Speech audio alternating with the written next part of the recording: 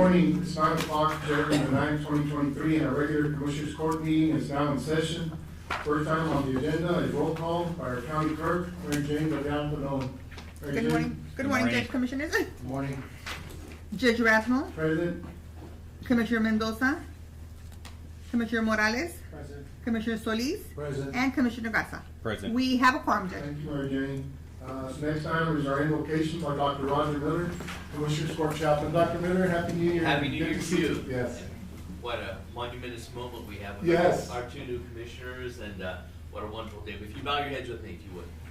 Our Father, Creator of all, we gather this morning to participate in the important concerns of directing the lives and the futures of your people. May we all seek to see this new year as a time of challenge and yet also opportunity. This court, our judge, commissioners, elected and appointed officials, they come together this day seeking to make decisions which would benefit the greater good of this community. So may we respond to your guidance as they evaluate each issue and each condition presented to this court. May they ask for and receive clarity when matters seem unclear, patience and tolerance when brevity is easier, and wisdom and forgiveness when opposing opinions present themselves. May you grant our leaders health and strength in body, mind, and spirit for the tasks that lie ahead. And may they be assured of your help in this time at hand. And in Christ's name we pray. Amen. Amen. I pledge allegiance to the flag of the United States of America and to the republic for which it stands, one nation, under God, indivisible, with liberty and justice for all. Thank you. Item number 4, communications, and Commissioners, welcome to the court. Commissioner Morales and Commissioner Garza, look forward to working with you as we try to solve the needs of our community. I think there are quite a few, and we'll certainly appreciate you undertaking this task. Thank you, Judge. Thank you. I'm ready to work for the county. Yes. Other communications, of course, I did notice, and I tried to bring it up, and I did mention it to our border patrol officials in the area. The aerostat or blimp that we had in our horizon here on the west side of the county was it in for service, and they said that basically budget cuts, we will no longer be having those aerostats in our vicinity. I think it's a loss as far as securing our community, so hopefully we can urge them to bring them back. But for now, they will be inoperable. They will not be set up in our county. I think we had 2 or 3, and I think they took all 3 of them down. But then I think the majority along the border were brought down due to budget constraints, is my understanding. I just thought I'd raise that for the public. I have gotten some questions on it, and so I did visit with border patrol officials on that. I do have the COVID results for since the last meeting or last report from 12/12/2022, and Commissioner Mendoza called in this morning. He's feeling a little sick, I guess, with COVID, so that's the reason he's not here this morning. So it's still around in our community, and I appreciate hopefully the commission will get well soon. Confirmed positive. This report is 2,607. That's an increase of 11 from the last report. Probable cases, 1,780, an increase of 47, and thankfully no additional deaths in our community as a result of COVID. Commissioners, any other communications? Well, over the holidays, Siesta Shores Park was vandalized about 4 or 5 times. Okay. They did vandalize the fence. We put it back up. They vandalized it. They damaged it. They took it down, completely down. Then they moved on to the soccer field. They removed the nets and they took the nets. So I want to encourage and remind the public to please call 911 or the sheriff's office 956-765-9960 if you do see any suspicious activity or damages being made to county property. As you do know, we do have limited funds to keep these parks as best as possible for the community to enjoy. So please report any suspicious activity. I would recommend and urge the public to report anything you guys see. That's a shame. That park is really enjoyed by especially the kids in that area, the soccer field. So So they took the whole fence down, No, the chain link fence? They took the whole And fence. stole it, or? Well, they just left it on the floor, so the guys went back, they put it up. That following day, they took it down again.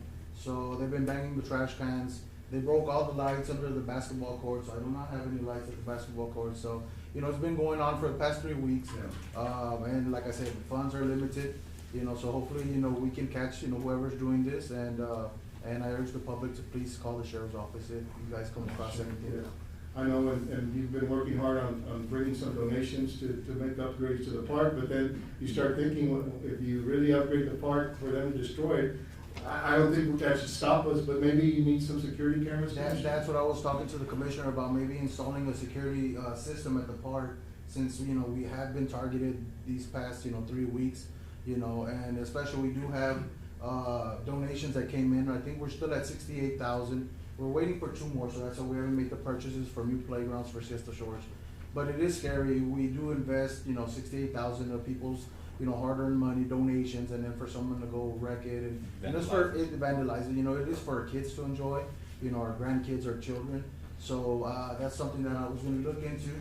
I was going to contact Mr. Nava from, I know he does security systems here in Zapata, and then bring it up to the commissioner's court to see what we can come up with. It's some estimates. Yes, see what we can Maybe come as up with. part of your upgrades include that. Correct. Yeah. All right, commissioners, and we guess we'll just, congratulations again. Thank you, Judge. Well, let's move on. We'll move on to public comment. This section provides the public the opportunity to address the commissioner's court on any item on the agenda. Any members of the public wish to address the court at this time? If not, we'll move on to item number 6, approval of invoices.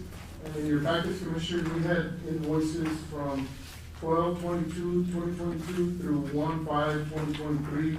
We had a total of $1,260,192.22. Motion to approve, Judge? Motion by Commissioner Solis to approve. Is there a second? I second the motion. Seconded by Commissioner Garza. Any discussion? All those in favor say aye. Aye. All those opposed, same sign. Motion carried. Item number 7 is approval of Treasury report.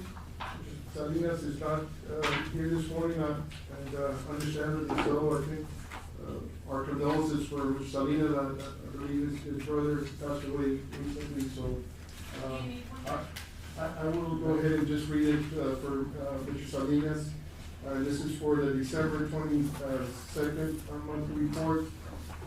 First page, we've got our investment CDs, and currently in CDs, including tax pool, we've got a total of $15,012,000, $378.63.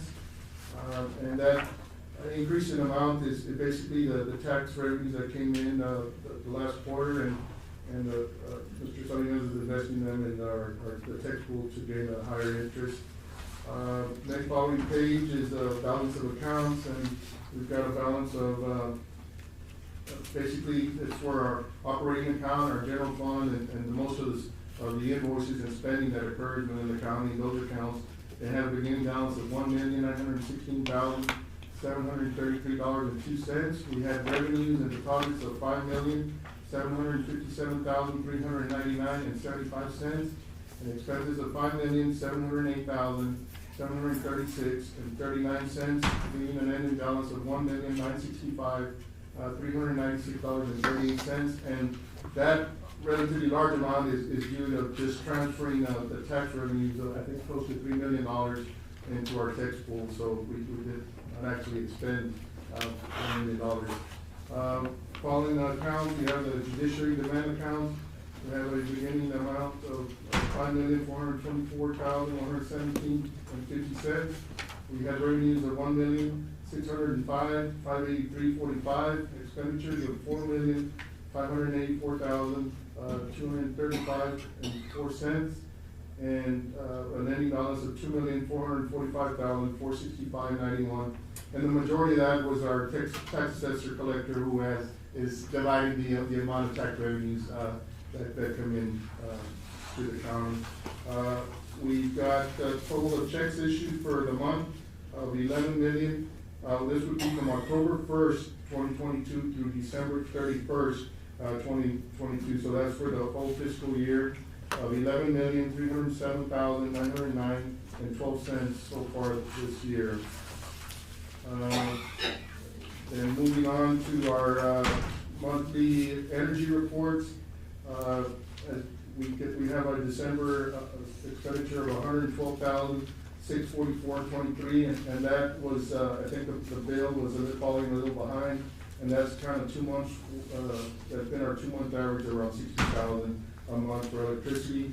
Our water bill for the month of December was $6,779.59. So we've been, and we had a wet fall, so we're not been using a lot of water. We've got some gas wells around the county that the county has received royalties from, and for the month of December, we had a check from Hillcorp Energy for $10,736.93. And for the year, for the 3 months, we've received $45,248.72. Of course, our rents from our civic centers and community centers around the county, we had for December, the San Ignacio Civic Center brought in $400, the Pavilion brought in $600, and the Zapata Community Center brought in $200. And that was all the revenues that came in for our community centers for the month. We've got our county clerks and district clerks, Fund 10 for the month of December, $4,321 came in, and that for the fiscal year brings it up to $15,220, which is about 25% of budgeted revenues. County clerk Fund 15, no monies came in. District clerk Fund 10 for the month of December, $4,805.90, and that gives us a total for the year of for 3 months $68,439.50. Which is 80% of the budgeted that we were expecting, so we're way above average there. District clerk Fund 15, $343.70, and our maquinitas, our arm ordinance Fund 10, we had budgeted an expected amount of $1,200,000 for the year. It usually comes in around July. So far, we had the month of November brought in $24,000, so that's all that's come in. Our sales tax, we had expected budget earnings of $2,100,000 for the year, and for the month of December, we had $251,914.60 come in, which puts us at a total for the 3 months at $630,895.03, which is about right in line, 30% of expected revenues.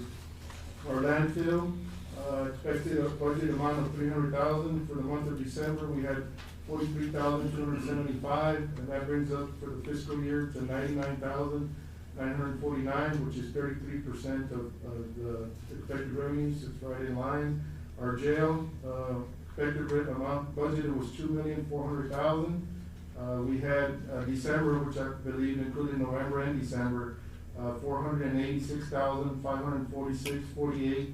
Brings us up for the 3-month total of $747,847.94, which is a 31.16% of expected revenues. Then we have the jail bond fees and EMS. Expected revenues for the year would be $600,000. For the month of December, we received $63,257.17. That brings us up to $169,525.72, which is 28.25% of expected revenues. Moving on to the JP revenues, JP Precinct 1 brought in $1,798.63 for the month of December. JP Precinct 2 brought in $6,945.39. Precinct 3 brought in $1,045.50. And Precinct 4, $3,662.06. And the other pages, commissioners, are just some overtime figures that the study that includes for our year review. So, motion to approve? Motion by Commissioner Lees to approve the Treasury report as presented, seconded by Commissioner Morales. All those in favor say aye. Aye. All those against, same sign, motion carried. Item number 8, the approval of checks issued, and we had checks from 12/2022 through 1/5/2023 for a total of $1,260,192.22. Motion to approve. Motion by Commissioner Solis to approve, seconded by Commissioner Garza. Any discussion? All those in favor say aye. Aye. All those opposed, same sign. Motion carries. Item number 9, is tax assessor collector departmental report. Ms. Mendoza, good morning. Good morning, ma'am. Morning. Good morning, Judge, Commissioners. I want to congratulate y'all and welcome to Commissioner's Court. Thank you, Ms. Mendoza. I think our figures are included there in the, Commissioner. I think in that Yes. highlighted green, right? Yeah, I got it. Okay. Okay, collections for December, of course, we're a little short because of the days that we were off and the holidays. But, for the general fund, we had a collection total of $449,827.06. That included $5,664.67 of refunds. Interest and sinking, we had a total of $182,717.28. Refunds, $2,596.11. Farm to market, we had $39.60. 8 cents in refunds. Special road and bridge, we had a total of $51,460.90 with $631.43 in refunds. Delinquent tax attorneys, $5,439.81 for a total of tax collections of $689,484.65. Fees and other collections, we had $12 tax certificates, motel, hotel tax, $7,843.72. Copies and faxes, $275. Interest earnings, $135.22 for a total of $7,993.69. Total, taxes and other fees was $697,478.34. Our tax rate is at 63.09 compared, that's last year's tax rate compared, To this to year's. this year's 66.13%. So we're We're doing going up. pretty good as far Percentage as of the collections, collection. yes. Hotel motel, year to date, from October the 1st to the end of December, we have a total of $24,252.43. And also, I just want to go ahead and comment that, we're still applying for the, utilities and taxes, and money is slowly coming in, but it's still coming in. We're at $415,000 for, Zapata County. Very well. And so, I guess, would there be a specific agency that would, I guess, advise that the program is no longer? Yes, they'll notify us right away. Okay. That there's So no people longer still any- need to come in and take advantage of Yes, of definitely. those programs. I don't know if, Ralph, our water plant manager, has any, totals or anything that he may, have you seen any money in the? Scarcely that has been coming in, very few. I think I've had a total about 5. But I know that there's a long wait, is what they've been telling me. It does take. Oh, to get longer. approved, Rob? Yes, sir. Okay. That's with the other program, with the South Texas Development Council program? Or- No, No, that's with the Texas Homeowners Association. Oh, okay. Because the South Texas Development Council also had a, That one's helped out quite a bit of people, so. but it was limited funding, I think That was limited that, funding. okay, Yeah. that has expired, I guess the funding has been I believe exhausted. it's almost exhausted, so Okay. we're gonna see if we can get some more funding, but that did help out quite a bit of, That's good. Well, then we'll keep, working at it. Working at it, And, definitely. Commissioner, we do have a temporary employee helping with the program there, I guess we will still continue with her until, she's done a good job. She's done really well, yes. So we brought in an additional 400 and some thousand, and helped quite a few residents with their delinquent taxes, so. I mean, it may have been it was for the delinquent taxes, but anything helps. Well, Dana, you can stay there, because we'll move on to reports and presentation, and we have a report from you, for the tax assessor collector, shall file annually a continuing education certificate of completion with the Commissioners Court of the county, where the county assessor collector holds office. So I know you've been keeping up with your hours, and appreciate you bringing that certificate in, and congratulations. It is a requirement, of course, but I failed to do it last year when I was working on my hours. But, I mean, I already had it by probably mid-February, I just didn't want it. But Thank you moving for forward- advising the court, yes. Okay. Thank you. Thank you. Commissioner, we'll move on to the action items. We will deliberate and consider action. Item number 11 is to determine a project for submission to the Texas Department of Agriculture 2023-2024 Texas CDBG program. Commissioners, that this supports the county that participates with the Community Development Block Grant Program for many years. Currently, the current project that I think is just about to be awarded and go out for bidding, the Commissioners Court 2 years ago selected streets in Precinct 3, Falcon area to be paved, and this would be first-time paving. There is there's quite a lot of discretion as to which direction the court may want any project to select. In the community centers, most of the time we were doing water and sewer. We've addressed many of our water and sewer infrastructure over the years. The street paving, of course, is allowable. And usually the amount is to be determined depending on funding that comes down from the federal government through HUD. But I think this year it might have been increased to maybe $500,000.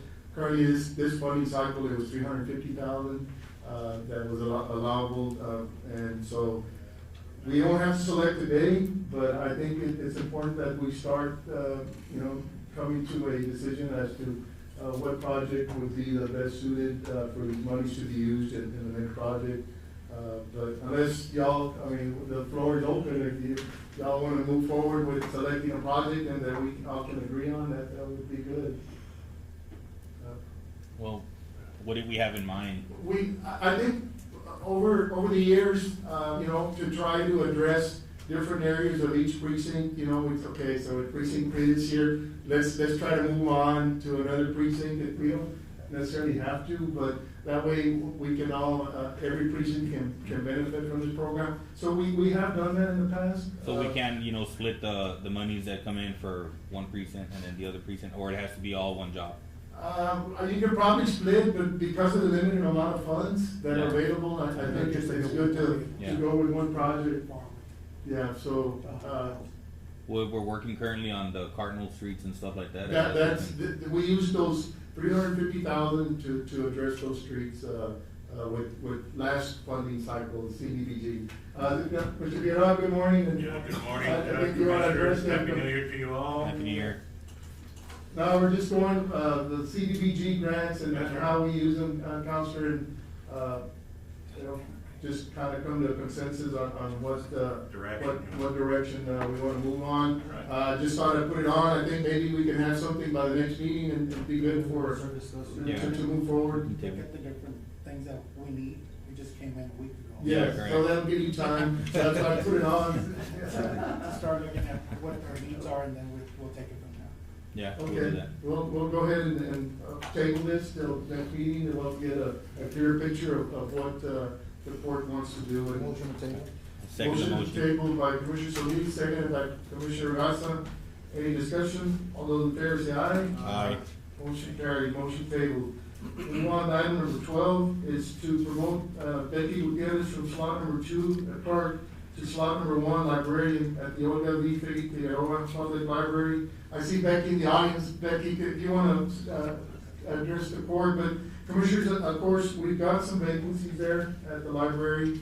Becky has worked there at the library for several years now, and certainly, I can certainly vouch for her and say that she's been an excellent employee, and I think she's very capable of taking on the job and responsibilities of the librarian. I'll make it a little easy for you. I'll make a motion to promote Becky Gutierrez. Motion by Commissioner Solis, seconded by Commissioner Morales, and so her salary will be at the librarian salary. I don't know if you have that. So I think it'd be good for the record to make sure that we, okay, so her salary will now be at $28,918. And, we got a motion second, all those Yeah. in favor say aye. Aye. Motion carries. Congratulations, Becky. Thanks. Congratulations. Do you have any? Yes. Yes. Any comments? Any questions? I'm nervous. That's okay. Well, I mean, there's an additional item, behind this one. I think, and I'll go ahead and read it, you can stay here while we read this. Okay. Item number 13 is to advertise for clerk position slot number 2 and slot number 3 at the OW Figueroa Public Library. We will be publicizing, posting those, positions, in the paper.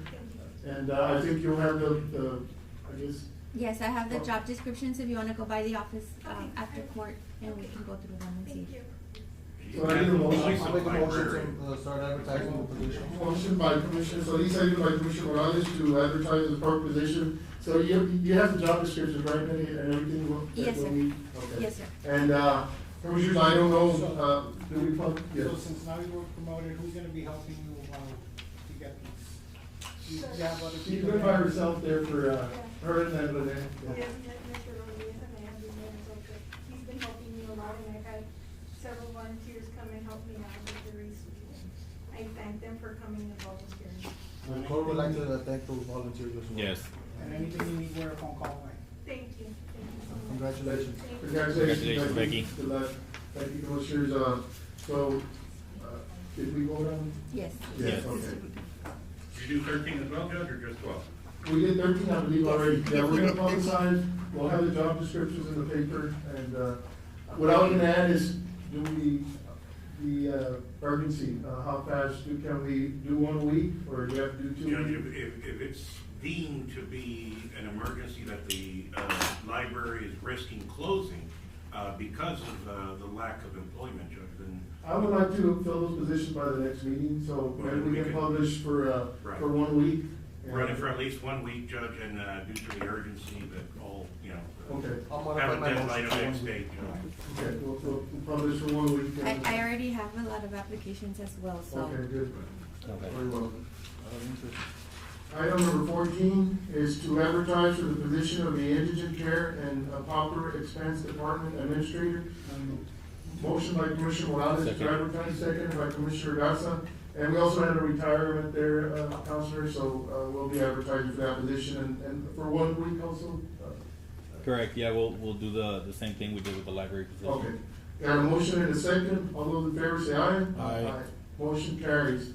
Item number 15 is to transfer Leonie Hernandez from the County Auditor's Department to Operation Lone Star Grant Slot number 2, beginning Monday, January the 9th, 2023. Commissioners, Ms. Hernandez visited my office last week requesting a transfer from the auditor's office. She's a longtime employee, very valued employee. She has been an excellent employee over the years. The OLS, because the grant is in operation and we are currently being funded, there was a position that I requested as an assistant court administrator that is available for her to do that transfer. It was explained to her that because it is a grant, it's not a full-time position, and there will be no retirement benefits along with this position. She's willing to do that, but the county can provide insurance benefits to Ms. Hernandez with the grant funding. I verified that with our neighboring judge, Jim Hop County, and he's with his new hires, and he's part of Operation Lone Star. He is providing insurance to the new hires. Is she okay with the potential issue of the retirement, Judge? Yes. Okay. How many years remaining do we have with Operation Lone Star? It might be just this year, and it might continue. So she understands that it's a short, maybe a short time period, but I'll make a motion she's to approve the transfer. motion by I'll second the Commissioner motion. Solis, seconded by Commissioner Garza. All those in favor say aye. Aye. Motion carries. Item number 16 is to hire Alfonso Montes to slot number 1 beta for Operation Lone Star grant. And that's the second position I have as part of the grant.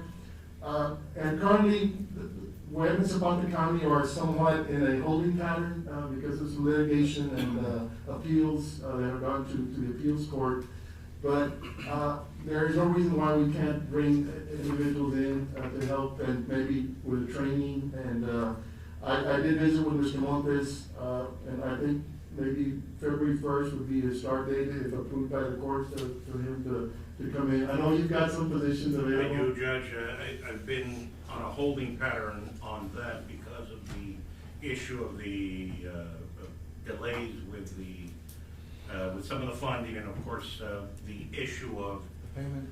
most of the individuals that would be interested in a position and what it requires.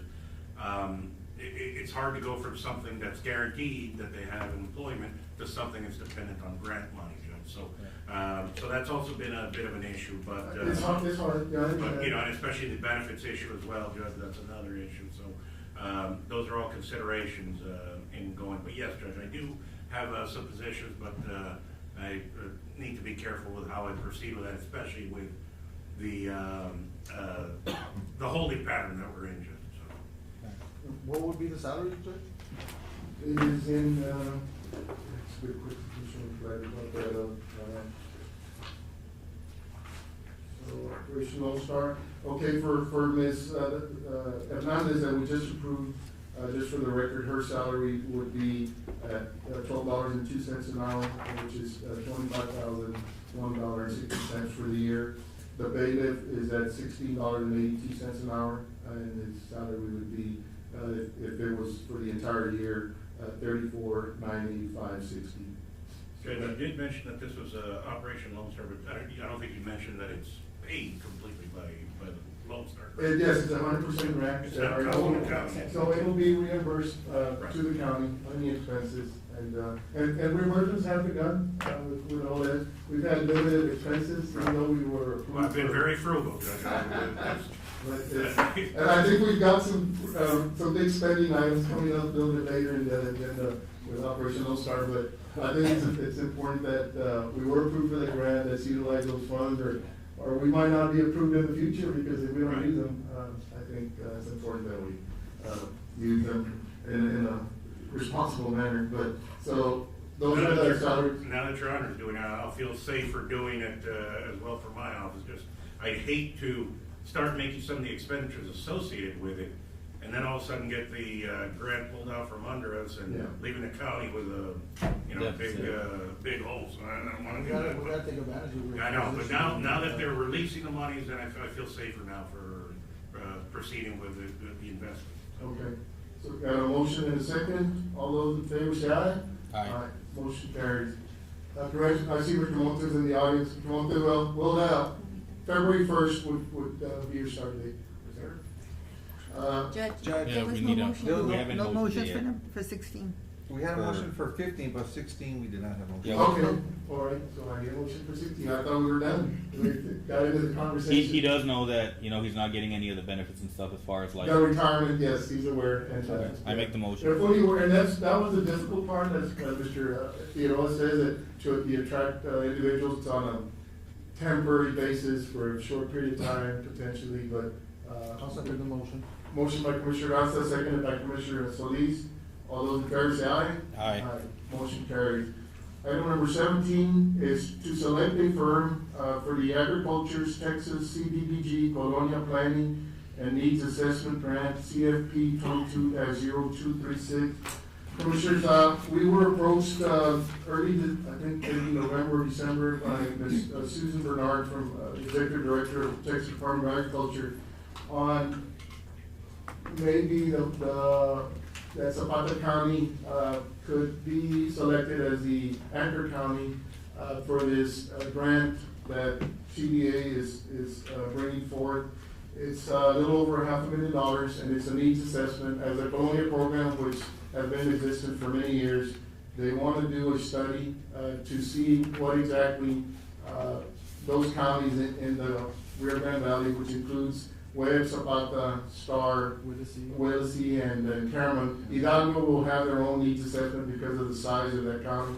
She wanted a smaller county to take the lead as the anchor county, the county responsible for administering the grant, and paying the bills and getting the reimbursements. Of course, I visited with Roxy and Monica because they, of course, would be doing the hard work and the legwork, and because it's a request from our TDA officials who have really helped Zapata County over the years. I think it's something that the county could do. There were two firms, very confident firms that were willing to accept the grant responsibilities and do the work. One was the Texas A&M system, and the other was Communities Unlimited, was the other applicant that would be willing to do the work. Ms. Bernard said that it was totally up to the county. We did have a interview process or through Zoom with the two entities. They're both very responsible. It would just come from a recommendation from ourselves to see who would be comfortable. Commissioners, it's almost, they're both very qualified. I know Communities Unlimited has done some work for us. The A&M system is very large system, has a lot of resources to draw from. And for that reason, I would say maybe we give A&M the opportunity to do the work. Judge, Yeah. do either of these two firms plan on hiring anyone from Zapata County, Judge? I think we'll have those discussions. That would be an incentive as well to, you know. And so what would be the advantage of the county? We're not receiving any monies. Right. But the advantage is, as the Anchor County, maybe we'd be the first on the list to get the assessment.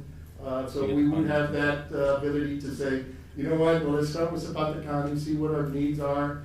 And instead of waiting to be the last one on, we can get the planning assessment first in line. So I think there is some benefit for being the Anchor County. So, but yeah, I feel comfortable with either one, but A&M, I think. I want to give A&M a shot, make a motion. Motion by Commissioner Solis to select A&M system to do, to be the firm selected to do the needs assessment for the grant. Seconded by Commissioner Morales. Any discussion? All those in favor say aye. Aye. Motion carries. Item number 18 is to approve payment to Emiliano Ramirez of $1,000 for labor to repair the northwest fence line at Zapata County shooting range. I know, Sheriff, I think has the work been done? I've been visiting with your officer. Yes, everything is taking place, it's almost done as well. Also, the water supply, electricity and everything has been done for the other facilities. We were having problems with cattle, of course, there's no grazing inside there, our neighbors' cattle we had fish, I guess fixed the south fence line and the west. With the weather, the berm slowly flowed into the neighboring property. And knocked the fence down, so that, it's been repaired. I haven't seen the work on the northwest, but I think Freddie, your officer, Hernandez, has been handling the. I'll send you some pictures of the commissioners today. But you think it's ready to be paid, $1,000, it's very reasonable amount. Okay, I second the motion. Either way, Judge, I'll send you pictures to you and to the commissioners today. Okay. So move payment. Motion by Commissioner Morales to approve payment, second by Commissioner Garza, of $1,000 to Emiliano Ramirez. All those in favor say aye. Aye. Judge, and this is to be from the non-department? Yeah, not department. Unless the sheriff, you've got a line item, sheriff, you wanna pay for it? Item number 19 is to approve the estimate for the repairs of the San Ignacio Water Plant office building and construction of the chain link fence. Commissioners, we are in line to receive a sizable grant, for the upgrades of the San Ignacio Water Plant. But in the interim, there are some specific needs that are, required there. I don't know, Mr. Terry, you wanna come up and elaborate a little bit on it? Part of the problem was we had a very limited space, in the current water plant. The county was fortunate to own some land across the street, but many of our supplies and equipment was being stored basically on the street. TCEQ came down and said, that's a no-no, we need to secure those equipment. They would like us to secure it by building some kind of chain link or some kind of enclosure. So we're looking at a chain link fence, 6 foot tall, has to be with 3-tier Barbed wire on top, so, and that's what we're. And then we added on the office, which is, I would say a historic building, it's a stone building, needed some, yeah, some repairs, the roof was in bad shape. Needs a little TLC. Yes, Judge, I got a call from Mr. Gonzalez about that, and he said it was about to cave in. I said, well, first of all, so that we need to make sure that it has not been declared a historic monument. Well, that would be the shed. Right, okay, well, The that's what he shed, said, yeah. it was kind of tilting already, I was like, well. I told him, we better leave it Yeah, alone. leave it alone, but let's secure it somehow to solidify it, to make sure it doesn't Yeah. collapse on anyone in the interim until we get a. On that, Judge, do we have to That's like the shed, okay. We secure can it? divide the bids, cause we've got bids for the fence, and do we have 3 bids on the building? I talked to Mingo and he said he was trying to get 2 more bids. As of Friday, but we still haven't received them yet, so, We got 3 bids for the fence and 1 bid for the office. So we could award both, Commissioners, you know, we did try to get bids in, only 1 came in for the office building. And we have 3 for the fence, so we could divide, the awards, And it's the exact same work? yes, Yeah, well, the it's a- fence is, yes. the fence. I make a motion to go with the JC Investments on the fence. I see it's a total of Yeah. 8,730. And they are the lowest bidder. The lowest bidder? Yeah. How much is it for? 8,000. 8,730. That was the lowest bidder out of the 3. Yes, we had 3 bids on the fencing work. We had one from Deep South Haulers LLC, to build fence their bid was 13,550.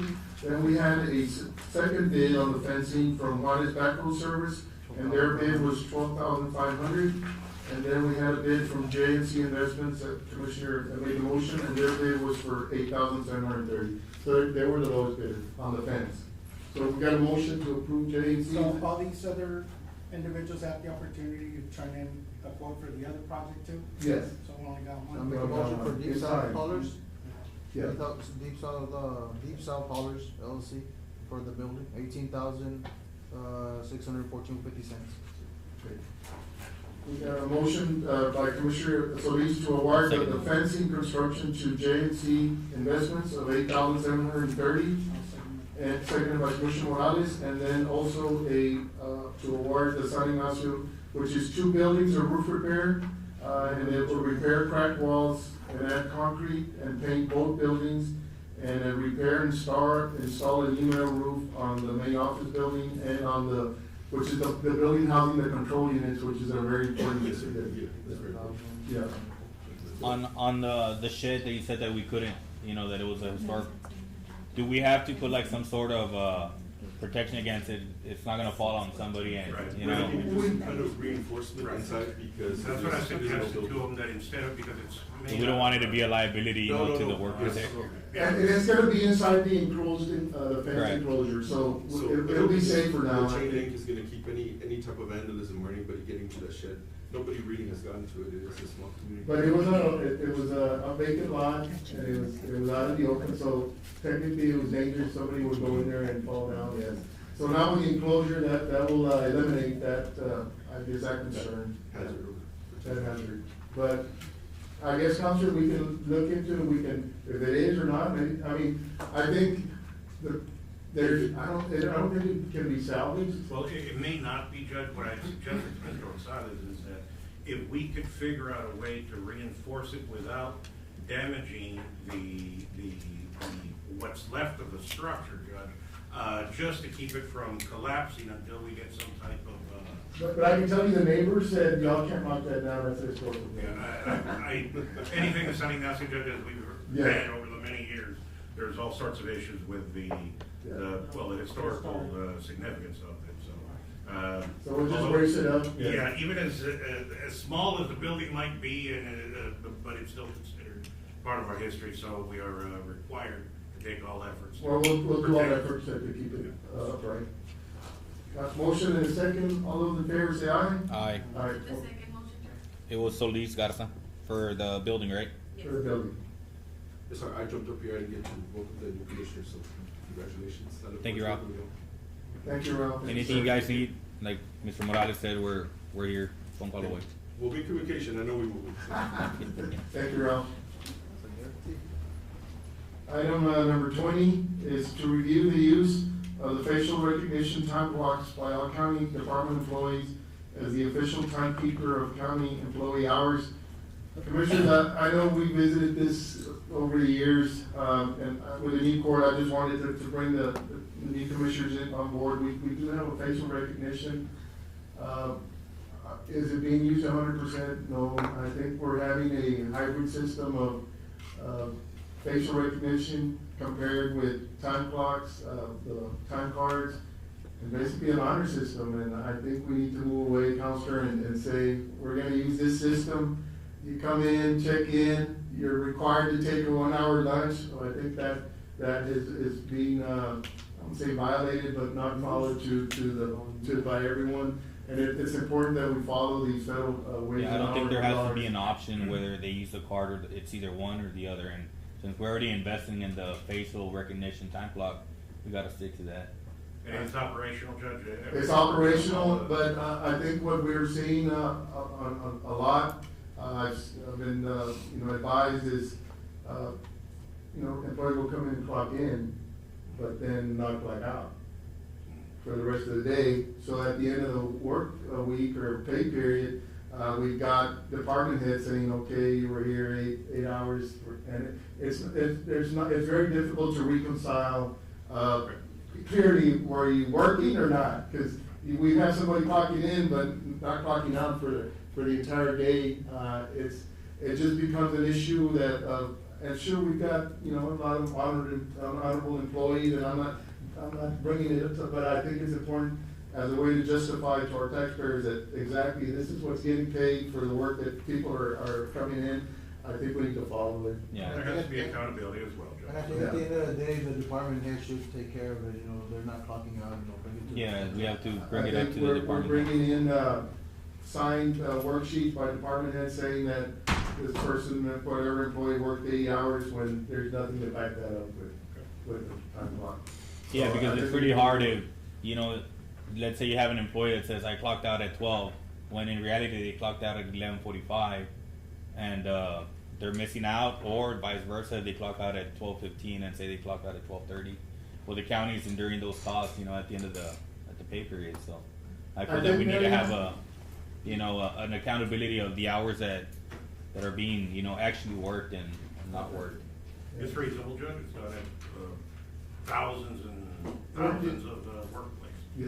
Nelly, anything you want to add to that? I mean, our system. We have invested. Every department, for the most part, does have an operational time clock. We do have two here in the courthouse. Every office, every department has a time clock. There has been a lot of that I've seen. As per the judge's request, he asked me to start looking into some of them, and I think we need to address. We do work 8 to 5, with an hour lunch break, whether it's staggered or not.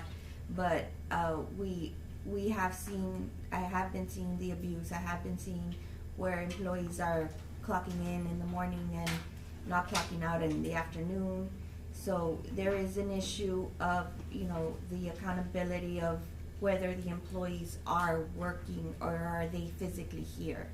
I think, yeah, that's. I think just maybe send out a memo notifying everyone that this, if the court approves it, that this is now going to be a requirement.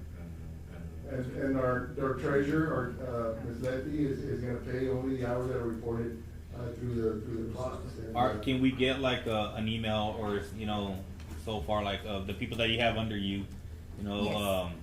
To send us an email saying they work so many hours, just so we can check in with our department heads and say, okay, he worked so many hours, and just compare apples to apples. Has the ability, especially commissioners, you also have, since you have employees under you, you have that capability of getting emailed maybe weekly or daily, however you like, and you can see your employees' timekeeping records. And the sheet, that gets generated is for the whole pay period. Correct. And each employee gets comp time and sick leave and annual leave and all that stuff, so we know where to, if they do decide to, take it away from sick leave or comp time or whatever it is. Yes, there are forms, that they can request if they're going to be out. They want to use sick leave or comp time or annual leave. They do have that choice. Option. Yeah, they have the choice. Now, I think exceptions are going to come out. Correct. I think for one, I think we can have maybe 1 or 2 employees that physical, whatever the reader can't read, the machine can't read his face, so, there be limited exceptions, but I think for the most part, But as a general 99%. rule, Judge, it's reasonable to request that, Yeah. And another thing you mentioned, like let's say they're out at a ranch, if it's gonna take them an hour to get back, to clock out and clock back in, I'm pretty sure there will be exceptions that they, Documented the exceptions to that. the department head or whoever it is can justify for that and, go ahead and approve those hours. Okay, so, do we have a motion and a second? No. I mean, Motion by Commissioner Got a Solis question, to Judge. approve, seconded by Commissioner. we have a question from. Ms. Becky, yes, Stan. I have a question. Well, yes, no, Sometimes in our library, we have a lot of our checking for the face is connected with internet, and we have a lot of trouble with internet. Sometimes our internet just goes down and the phones and everything.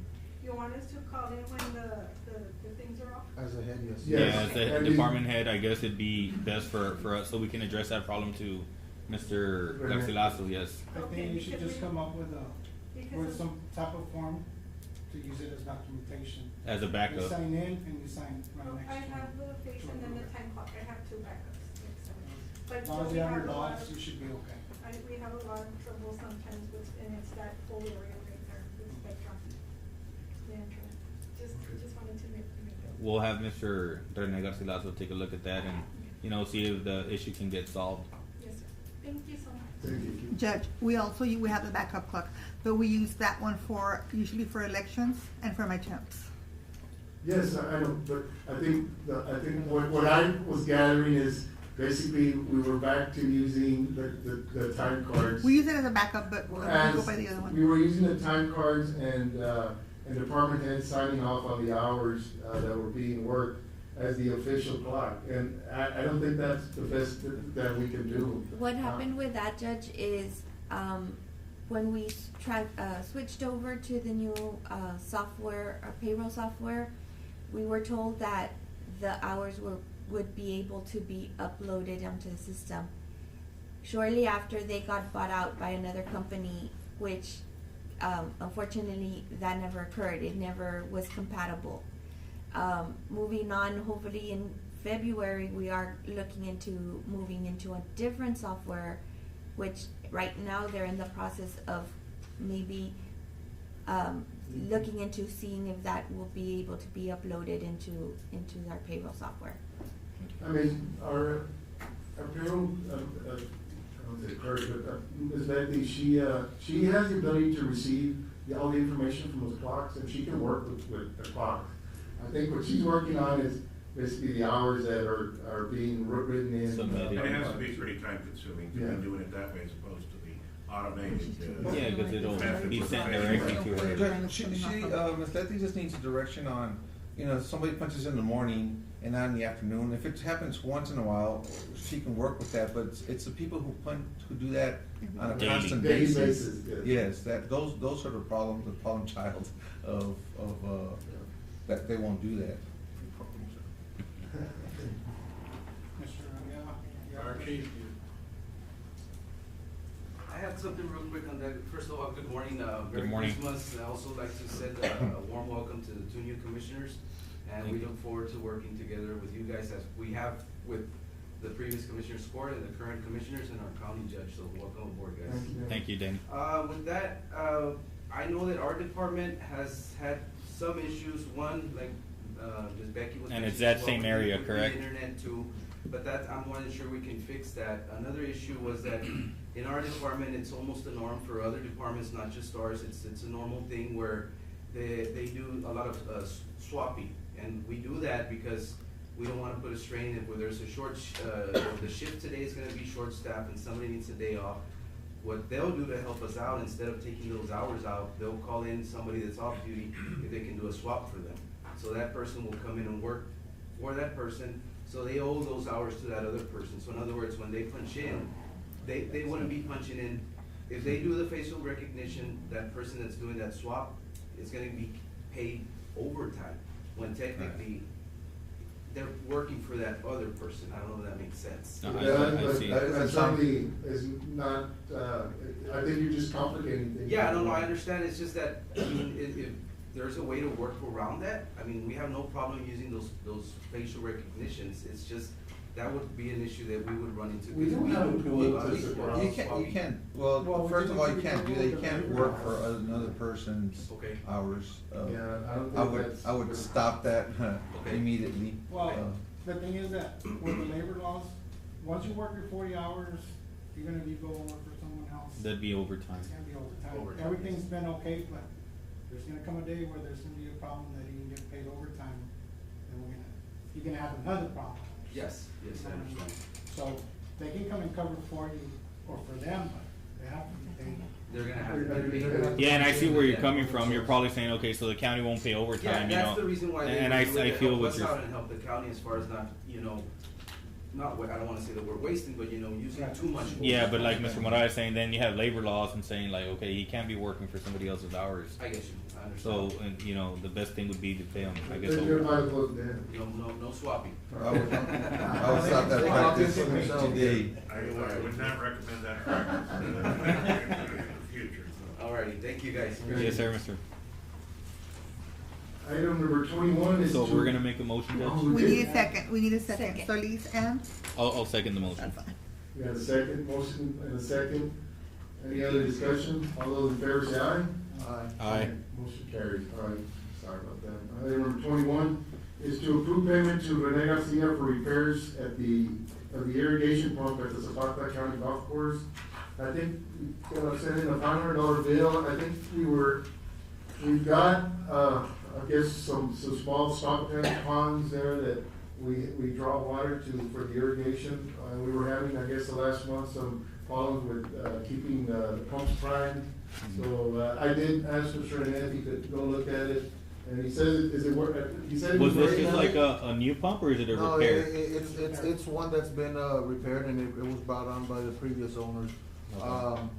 It's up to par right now, it's working. Okay. But I know they also did additional repairs to the line as well, so we're probably gonna see another bill. Yeah, By I think- Oscar Gonzalez. All right, well, I'll second the motion. Motion by Commissioner, Morales. second by Commissioner Garza to approve the $500 payment to Mr. Rene Garcia. All those in favor say aye. Aye. Motion, all those in favor say aye, motion approved. Okay, sorry. Item number 22 is to consider authorizing the county judge to enter into a 312 tax abatement agreement with Altamira Solar LLC. I'll read 23 and 24 also, Commissioners, to consider authorizing the county judge to enter into a 312 tax abatement agreement with Desert Vine Solar LLC. And item number 24 is to consider authorizing the county judge to enter into a 312 abatement agreement with Rio Grandes River Solar LLC. Of course, these are three potential solar projects that may be coming into our county. I'd like to discuss these in executive session once we enter into executive session, but we'll come back to them. But it's basically dealing with three potential solar projects coming into the county. Item number 25 is to approve cost of materials and labor to replace the Falcon Senior Citizen Nutrition Center roof. And Commissioner Mendoza requested this item. Judge, I know he wasn't able to be here, but he sent me a text this morning, with some of the figures, associated with this item. He did provide me with a quote from Jesus Hernandez for labor in the amount of $4,200.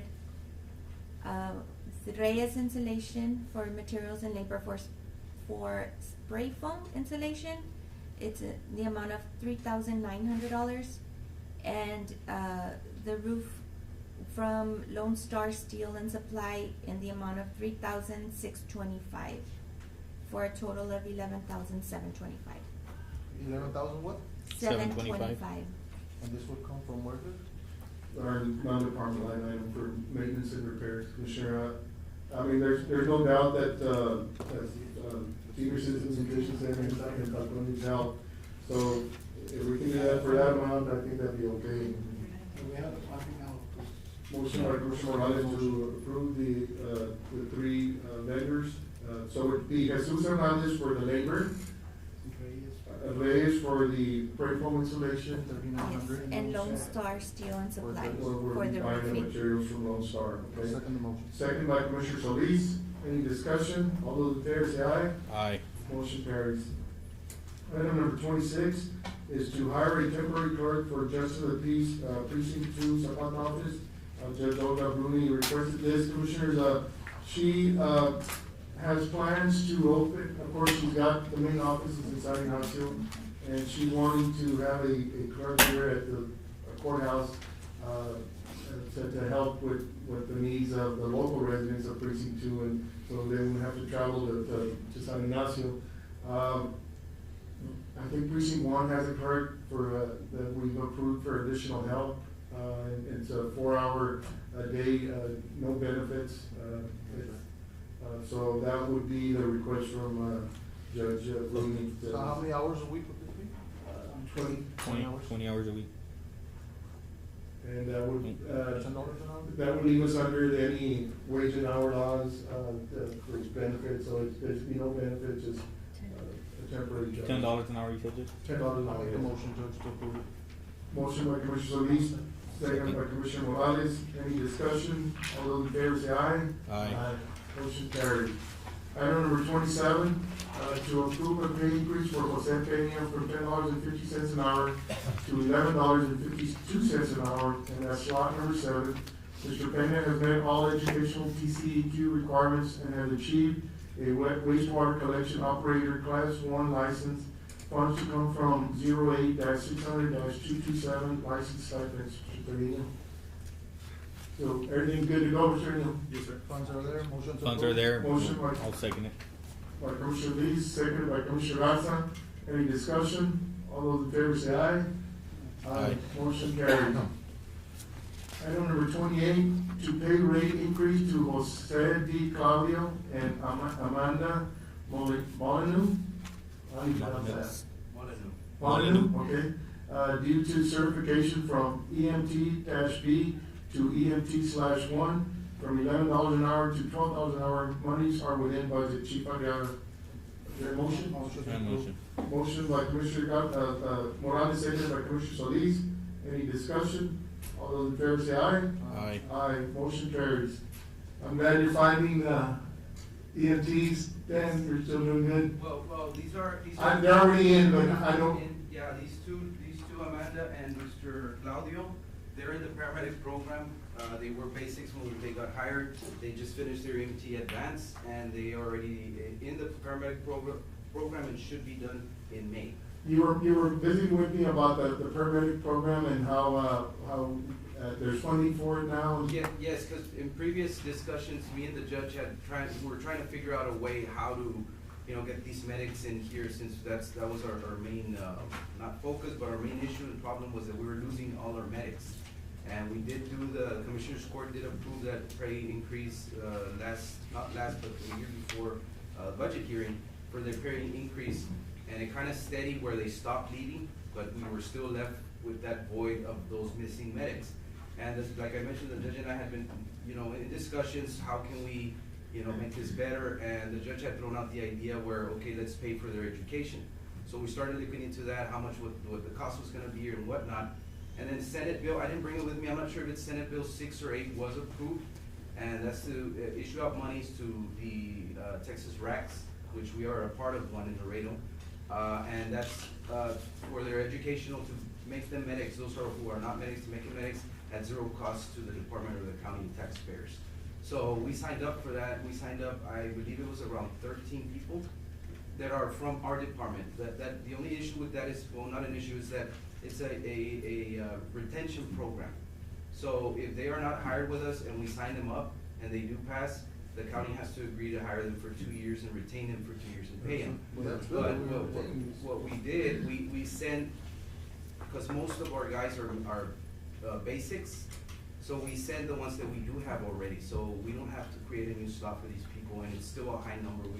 We're gonna send about 12 or 13. And that's a very good program that certainly helps with smaller communities like us. It is gonna help a lot, because we already estimated the cost on the paramedic program is about $8,000 with textbooks, classrooms, piece? everything. Yeah. Per student. And we're sending about 12, if I'm not mistaken, and another 2 that are not certified at all, and they're gonna be, for EMT basics. So you're saying we should retain those 12 for the next 2 years? Well, they're already employed with us, so it's not that we have to create a slot. The only issue that we will run into is upon completion, and hopefully, we're hoping that everybody passes, but Right. statistically saying there might be one or two that doesn't. But out of all of them, if they do pass, they are already budgeted in the budget. The only thing is they're budgeted as EMT basics, so they will, We'll have to, will have to readjust the budget, because that raise will not be within the budget, because they're at a basic. And I think, we'll consider that, But I'm not and sure. we just want to get them trained, and Exactly. keep them, and certainly we'll do everything we can to keep them. And it's a nine-month process for them from start to finish by the time they're done, and hopefully we can get at least 80% of those that are being sent. They will not get penalized if they don't pass. The only reason why they will get penalized by the Senate bill, once we sign the agreement, is that if they don't complete the course. So it's like I told them, it's free, so they do this, so they won't have that idea where, I'm not paying for it, I'm not gonna finish off the course. If that is done, then we will have to pay, but I'm gonna write an agreement where they themselves Yeah, will we'll have make to it. pay that money. So I told them, no pressure, if you don't pass, we don't have to pay anything. The only penalty will be if they don't complete the course. But once they complete the Make it course, and if mandatory they for don't them. pass the national registry, they're okay. How many Everybody's okay. retries do they get? They get 3 tries. Oh, nice. Is there like a time frame between this time to this time they can 90 days. retest? Upon completion of the program, they have 90 days to exhaust those 3 tries that they do. Yes, so hopefully it'll secure, for our EMT services. It will. I'm very, very confident that it will fix the issue that we have with the medics, even though, like I mentioned, if we don't get 100% passing rate, but if we get a good 60, 80%. You got a lot of smart employees, I'm sure Yes, you'll get we do. 100%. Yes. Yeah. That's great news. All right, thank you, Danny. We'll move on to the next one, and this is to pay a rate increase to Luis Cuellar and Ezequiel Rodriguez from $10 an hour to $11 an hour due to the completion of temporary status for over 1 year, increases within budget. Motion to approve? Motion by Commissioner I'll Solis to second. approve, second by Commissioner Garza. All those in favor say aye. Aye. Motion Danny- carried. Danny, are these positions coming in full-time? No, the Amanda, the first ones, where's the agenda? Amanda and Jose? Amanda and Claudio? 28. Well, no, all those they're full-time, but they're not permanent. Okay, Yeah, Amanda, Claudio, Luis Cuellar, Ezequiel. The only permanent that's gonna get a raise, a increase that is permanently with us is number 30, which is Luis Lopez. The other 4 are with us full-time, but they're in a they're not permanent status yet. okay. So we're good with 29, we go to 30? To pay rate increase to Luis Lopez Jr., EMT-B to EMT-1, is that I or 1? Aye. Aye. For EMT, intermediate. I, intermediate, okay, from $11.35 an hour to $13.17 an hour. Monies are within budget. Motion to approve? Motion by Commissioner Solis, second by Commissioner Morales. All those in favor say aye. Aye. Motion carried. Item number 31 is to approve quote for the purchase of a new ambulance. And I know, Commissioners, we were approved for 2 ambulances in a grant, this past year, or I guess, going on a year. The problem is there are no ambulances to be had, so we've got a 2-year wait. 2-year wait to receive a new ambulance. In the meantime, the court authorized Danny, our fire chief, to look into the possibility of seeing what's out there and see what he could find, and possibly something that the county could afford, basically to come from our savings account, our fund balance, to make sure that we have enough units to meet the needs of the county. So, I guess you found something? Yes, like you mentioned, Judge, the judge did give me the green light to explore options. Even one of the options that came about was looking for a used unit, but we've never bought a used unit before. But given the situation that we're in, it was a potential option. Not saying we're gonna go that route, but given the situation that we're in. The issue is that, again, that's the only reason why those 2 units that got through the grant, approved and everything, and they are approved, is the weight, the cab and chassis weight. Everybody's having issues with cab and chassis. getting a hold of a cabin chassis, and then once they get a hold of it, they have to produce that unit, whatnot. Make a long story short, that was the issue we were having. So we're about a year away now from, On that other one? on the other two? Well, no, they got, the order got submitted back in November, so it's been literally a couple of months ago. Even though it got approved before that, but once the order, everything came into place, the order was in place, So you're looking at 2024? more or less, yes. How many do we have currently working? Currently, we have 3 that are working and 1 reserve, but We have 5 units, I think. yes, but I could say working, yes, but they could be working today and tomorrow 2 of them are gonna break down. Cause they all have high mileage, they're all a little bit on the older side.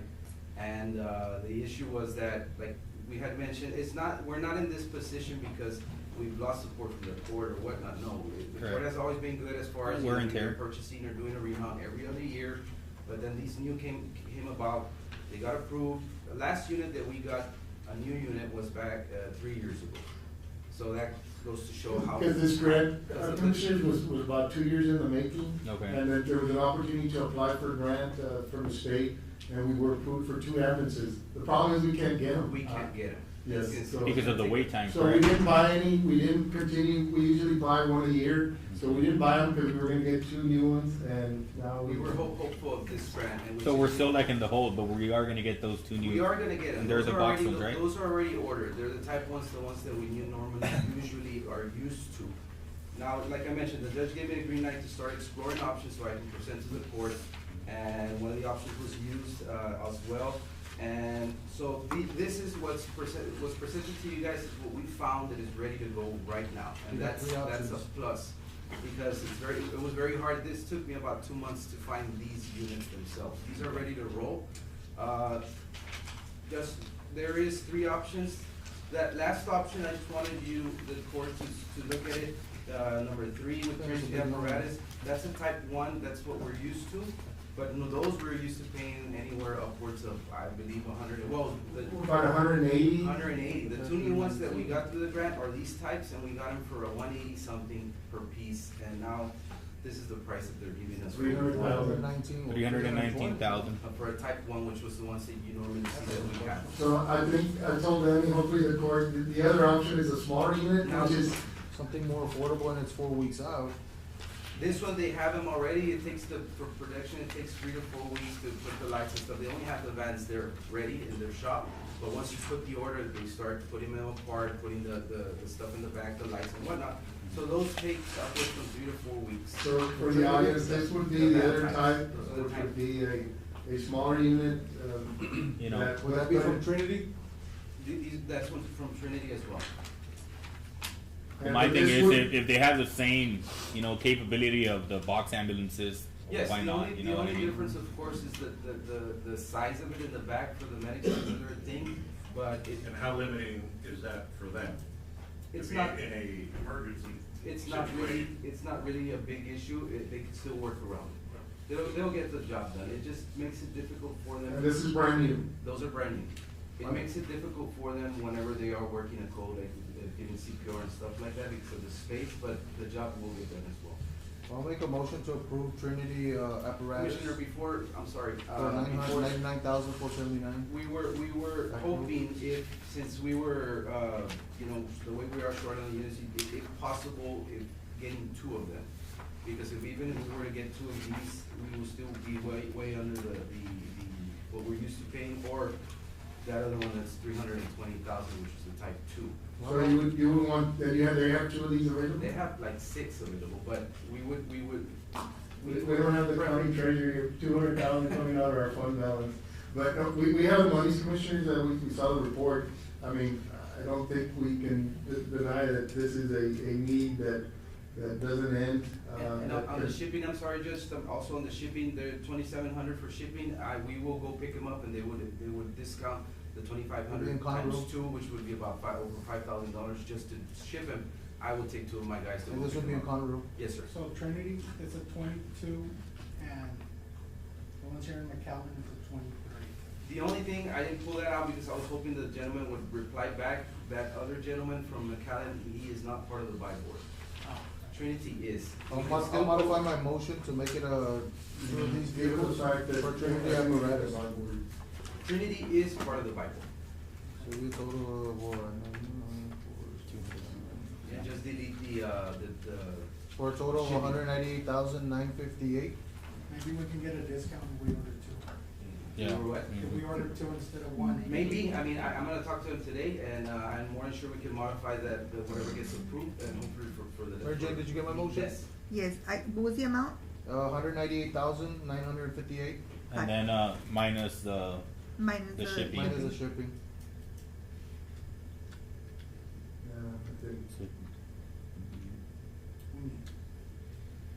Well, yeah, we It'll be acquired 198,458. one a year, but because of the grant, the possibility 183, requiring two, we thought you could get it Okay, within a thank you. year. Right. But it's gonna be going on 3 years, and, so, and the availability of those units are not there, so, yeah, that delayed, and I think you probably put 1,000 miles a day on. Yeah, I'm gonna those. ask Oh, that yeah, question yeah, real quick. we do, and you know, it's putting a toll on what we got. We have the manpower, the thing is when they break down, and sometimes we have run into the luck where two will break down. Those will be out for a day or two, sometimes even a week. So we're down to one, sometimes two I units. think this But is for a- the call volume that we have, it's not enough, so there are pending calls that we'll have to wait. Glad you were able to locate these, and it's a very justifiable expense. Would to we use get our fund balance on it. a for sure number on the, you know, if we do get two with them, would he drop the price or I not? will talk to him as soon as I leave court and get with you guys, and hopefully we can. So we can do adjustments. So if we I have to guess do you it can this- say, we can acquire, give them the authority to acquire 2 units up to $200,000 total price. Mary Jane, that'll be the 2022 Ram ProMaster. Got it. It's the number 2, Yeah, type 2 ambulance. and- okay. Okay. So I've got a motion by Commissioner Solis Second. to authorize Danny to acquire those 2 ambulances, for I guess less than $200,000. Yes. And seconded by Commissioner Garza. Any discussion? All those in favor say aye. Aye. And this will be coming out of one of your line items, but we'll be funding it through our fund balance or. Also, really quick, just to the court, keep in mind that, the court did approve before this, another option that we were looking to was putting a new engine into one of our oldest unit that we have. And the court did approve an estimate from Escamilla Ford for, I believe it was 26 or 27,000 from the tobacco fund, but that was never touched, we never went ahead and did that project after all, so those monies are still there, we've not touched those Also, 27,000. Judge, So you decided not to do that? No, because we were still exploring these options and we were waiting on these people, and not only that, Judge, we couldn't send that unit out because we ended up putting it, that was the reserve. You put it in service. We ended up putting it back in service. So it did need a new engine. I mean, it did, but, you know, what we're trying to do is this, we needed a new unit, but, you know, trying to get up to par because that one keeps on breaking down as I well. know. So- Danny, we want the best equipment Of for our course, of residents, course. and we'll do whatever we can. So those monies are there, I don't know if that money can be used towards that as well to Yeah, we cut off a piece of. Just get all the units ready to go. We got it. also, Judge, these will be submitted into for next tobacco fund, so we can get a percentage of that reimbursed also. Okay. Thank you, Dan. Thank you, Judge, thank you, Commissioners. Item number 32 is to approve Second Street paving status and approve invoices. Gonzalez, good morning, Gonzalez. Good morning, Judge and Commissioners. Morning. Welcome, new Commissioners, Thank you. and I guess Happy New Year to the entire board. Thank you, Gonzalez. Judge, on the Second Street project, that's a TxDOT funded project, and it is a CTIF funding. The Second Street project got completed. We did get to submit that invoice for Muflon Services Yes. on that construction. It has been completed. We did not submit one for our services at the Okay. last Commissioners Court. Yeah, so we have one. The contractor did get paid. Yes. Okay. The contractor got paid, so we'll go ahead and, right now, we just have our invoice for $6,000 for those services. Need a motion to approve? Second the motion. Motion by Commissioner Solis to approve, seconded by Commissioner Garza, and that's a fine paying job, they did a good job on it. They did a real good job. What we ended up doing, Judge, on that particular project, in the past, what we would do is we'd go with 1.5 inch of hot mix. And on this one, we went with a 2-inch hot mix, compacted. So they put down about 2.5, compacted down to 2. So it gives you a little bit thicker section. I think it'll last us No, that's very good. 20 years pretty easy. We got a motion second, all those in favor say aye. Aye. Motion carried. 33 is to review and approve final plan of Carlos Street. And what are we doing on Carlos? Oh. Yeah, I see it, okay.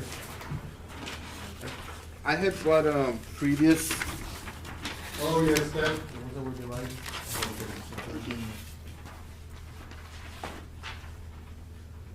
at a previous, Commissioners Court meeting, I brought a preliminary of this project.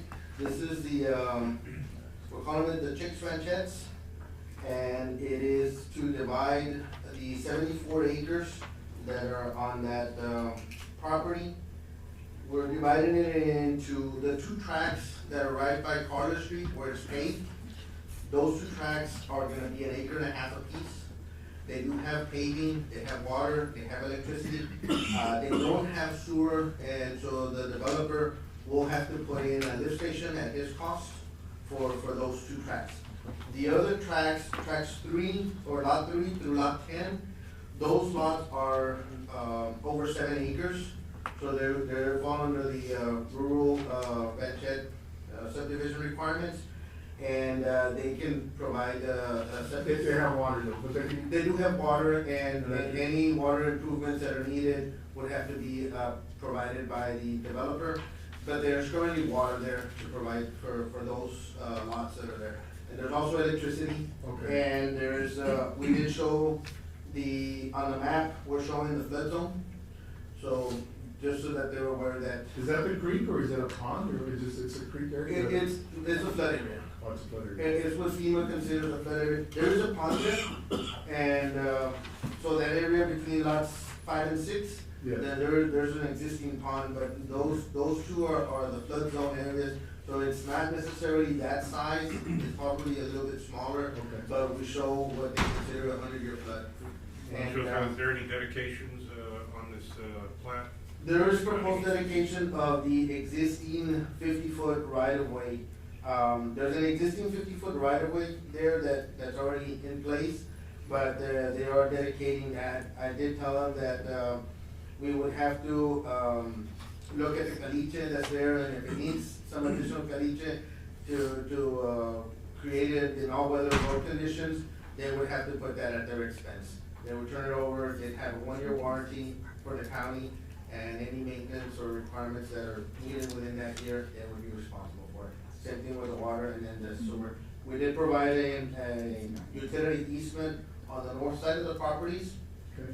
In the future, if they decide to put in, sewer system, they could, run sewer on that side, or they can run it on the south side on the 50-foot, road easement. It's a nice area, hopefully it'll develop and. Yeah, I think right now they're looking Judge, at where more. is that exactly? To south of the Metro. South of Metro, okay. So- Yeah, I was trying to figure out. I think it'd be a good residential, people like those acre lots, I mean, they're pretty good size, but I just wanna make sure all the utilities are there, they have access to water and light. And they're mostly And a good road, looking yeah. right now at doing it as a, just for the family, like a family partition. So I could have divided it as a family partition, not presented as a plat, but I'd rather just, whatever we can plat, get them platted and get them in. That way, we already have them, through the proper process. Would this be the Joe Chicks property area right there, or Yes, the one behind, South Elementary. do you know if it's gonna exit all the way towards the high school? It'd be nice if they make it like a little subdivision where you go in through South Elementary and you can exit down. It would be really nice if they could, get a connection on 16 on the back end.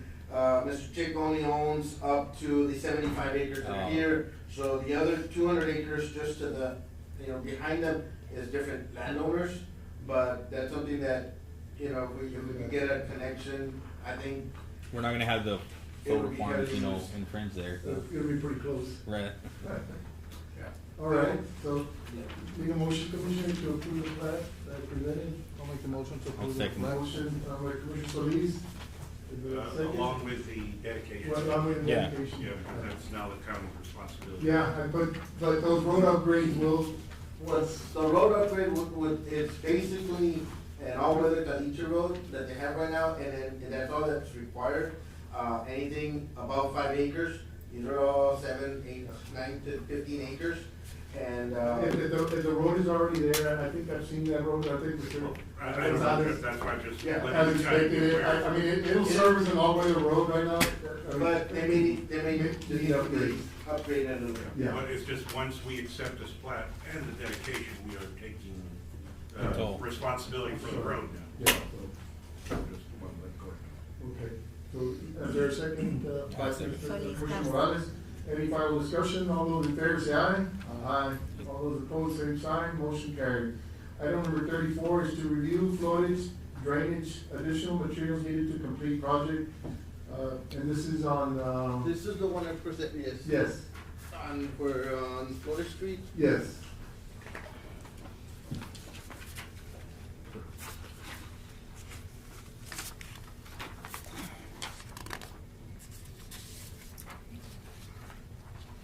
So we're gonna need an additional 11,200, Yes, Judge. Will that include, that, I guess, barrier that wasn't part of the project that's kind of falling over?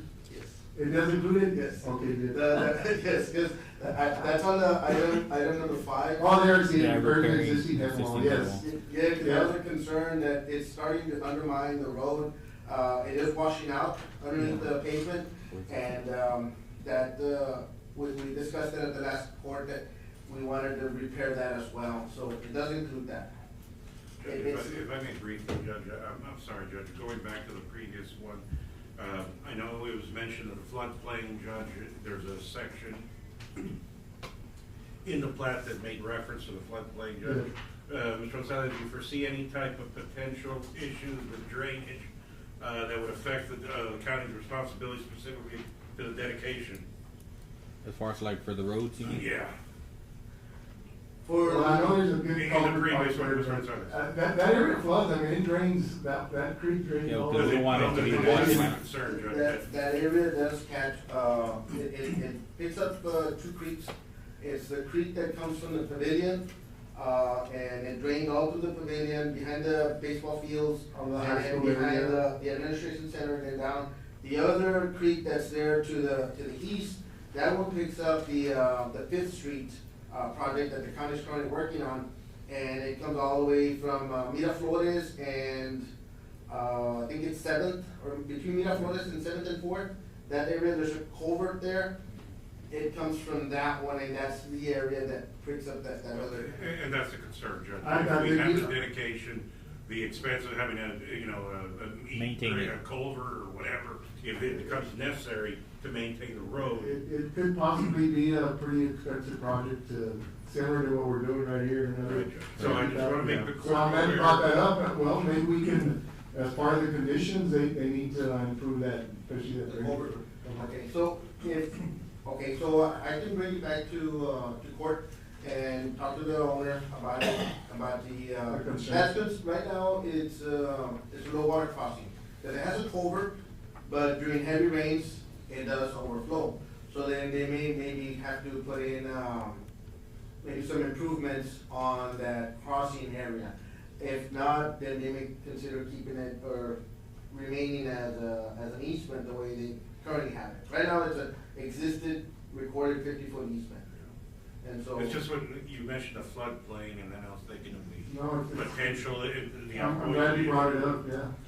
So, It's something so will they be that- building like a retaining wall or like a bridge to where it'll, even if it does? There's currently a culvert, and that's what's their, I guess, handles the drainage in that area. Now that, whether they can upgrade that culvert or Yeah, not, that's then where- we can take a look at that. I can bring this item back, I mean, yeah, I can bring it back at the next Commissioners Court meeting. So we want That to- way we can look at Finalize that. it, Yeah, there's if we have the drainage, to be considered in terms of maybe doing an improvement there, or what kind of improvement. Right now, the road exists and it has a culvert, they've been using it like that, but if, I see the point that But when it the does resident flood, said they have to reroute, correct? Or No. do they go through there? They just have wait it to, out. they have to. Yeah, so- I mean, it's a culvert that it's a good size that they have to wait it out a couple of hours because it's a low water crossing, you don't cross on low water So, crossings. so when it's flooded, that means it's already over the culvert, so. I think, If it floods, yes. Counselor, I think under your, I think we should bring it back and table it. Yeah, we'll Bring it table back it. as a Modify I the didn't resolution. mention, I was just kind of thinking of all Yeah, the so, concerns. I'll modify Okay, it. can we approve it as leave it as an easement? And it's just, it stays as an easement? It already exists as an Wanna easement? be dedicated and in the not future? dedicated? Well, Judge, I just want to make the court aware of it. Now, the court decides to take the dedication or accept the dedication, that's fine. I just wanted to I think see we that as a should bring it back potential to issue. table it and not get more confused than that might be. Yeah, sorry about that. Okay. Yeah, no, we'll modify the Bring it back. motion. Modify the table, modify and table. Table, yeah, for further. Same. We'll bring it back and Okay, clarify with- whether that's it is an fine. easement or as a Solution. dedicated right of way. Yeah. Yeah, okay. Yes, cause that, I think will make a difference. Yeah, okay. So we tabled, item, number 33. We'll Yes. bring it 33. back. So, can we take All those in action? favor to table? Yeah, Aye. so- okay, aye, so we will table 33, and then 34, I move that, we approve, Commissioner, the 11,000, 200, change order for the flooded drainage. I think, I mean, that's a project that, will have some benefits over the years, so motion and a second. All those in favor say aye. Aye. Who did the second? Commissioner Solis. Okay, thank you. And, they've done a good job so far on what the work they've done, so let's finish it out. Yes. Okay. Thank you, Judge Commissioner. Item number 35 is to review and consider water and sewer line relocation in the Cardinal and Crane Street paving projects. So we encountered Well, there's,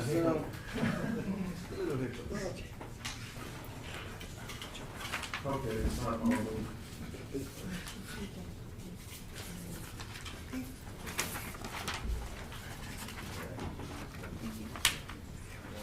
We gotta do it, we're gonna table it. So these are the two streets that are part of the CDBG project? these are part of the CDBG project, and it is for Cardinal and Crane Street. Okay. They're proposed to be paved. The county has on the project 339,000 that's already allocated for the project. There is, we went and looked at the job, they're getting ready to start the construction on it. Yes. There is an existing 2-inch line on both of those streets. Those 2-inch lines, when we went last week, our water crews were putting in a service line on one of the homes. So then I thought, let's put in all the service lines right now, because we pave it, and then 3 months from now, another service gets called. At least all the ones that are on the opposite side of the street, so that if we have a line on one side, but as the area continues to grow, right now, one of the areas has about 15 homes, and they're being serviced by a 2-inch line. We should upgrade that to Upgrade a it to 4. a 4. And then the other one is, also, that has less homes, I think it has like about 9, and we're also servicing with a 2-inch line. But there was, 3 services on Crane Street that had been put in within the last 2-3 months. And we just thought, let's put in the water and sewer services and not cut. The reason they're not in the projects when they get funded, they have limited funds. So that if we had, like, say, okay, fix the project and just fix it the way it needs to be fixed, it would be in the project. Yeah, well, They that's say the- you that's- have yeah. this amount of money to fix it, then you work with the money that you have. And so we're putting in the paving, but we're still coming back. Yeah, because those are most of the issues, you know, whenever we pave the streets and then we got a leak, and then we gotta repair the roads again, and it's a never ending story. We'd rather have the line outside of the pavement section. Correct, and So that which if it there is should any be. leaks, they'll leak outside the pavement section. And then any of the crossings, I did see the crossing that we just did, it's about 18 inches deep. So it's pretty shallow. And, the county crews will be doing this work? Well, this is Just the material list? No, this is the labor and equipment, if you get the contractor to do it. If the county does it, it's gonna be about this cost. But it's just that. That's why I just, So so it- the contractor's willing to do this work? But the labor and equipment, and the county will put in the materials. The material's gonna be like another 15 maybe, or something. Oh, I got you, okay. Yeah, so you're looking at about 10%, little less than 10% of the project cost. Project's 339, you're looking at about 30,000. Okay, we might have some 4-inch line, I check with Mr. Trevino, if we have some available, we need 1,600 linear feet of 4-inch line, 1,050 linear feet of, on crane. Those would be the main things that we would want, and then the services on the water and the sewer on both. We could have our crews do it, but we do have limited staff, and we're usually, servicing repairs, or putting in new meters, or doing, house calls on different, things, so this was, in case we had the contractor do it, this would be the labor and equipment for them to do it. I'm pretty sure you don't wanna take a $30,000 expense to more or less, and let the contractor do it, or you want the county crews to do it, and might take a little longer. What's their time? Yeah, so I was gonna ask what's the time frame? We have 2 years to complete the project, so we've got, About a year and a half in already, I think. yeah, so we have maybe, yeah. But this, So let's just, I move that, we, do a change order for, what's the contractor's name? Muflon. For him to install, I guess do the basic work of installing all the additional, linear feet of water and sewer? This would be for the water that's gonna be replaced, the sewer, it will include the sewer services. Okay. The And the county adjustments. will buy all the materials, which is, do you have a price list, or it's gonna be more or less? It's gonna be, I'm estimating that it's gonna be like another 15, because usually that's. About 30? Total is about 30. Okay, a motion to, the second by Commissioner Solis, all those in favor say aye. Aye. Yeah. I think it'll save our newly paved streets and provide the services. I know, sometimes we gotta do it, I mean, let's do it right, let's have those streets in there.